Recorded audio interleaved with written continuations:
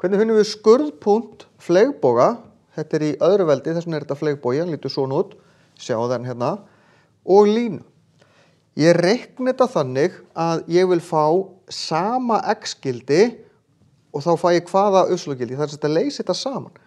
En af því að þetta eru, bara eins og jöfnunheppi, þetta eru tvær jöfnur með sama þá y og sama x-inu, því ég vil láta það passa saman, þá get ég notað innsetningaraðferð, skrifaði í raun bara þessa jöfni hérna, x í öðru plus 3x minus 3 er jafnt og hinn, því að þá ég í raun að taka þetta y í burtu, færa það vísu hérna megin, og setja þetta í staðinn. Því að þetta er jafnt og y, þá má ég setja þetta í staðinn fyrir y hér.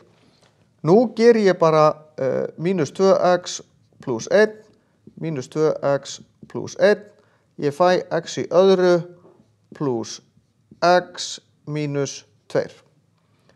Og það sem að ég geri núna er að þetta er jafnt og 0 því að þetta er farið.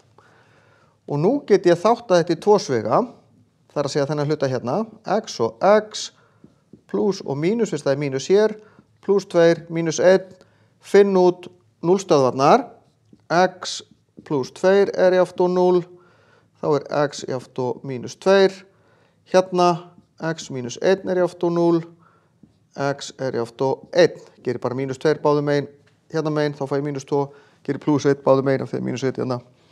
Þá er ég komin með x-hnitin á þessu, en þá þarf ég að setja inn x jafnt og mínus 2, auðveldar að gera það hér, til þess að fá y-hnitið.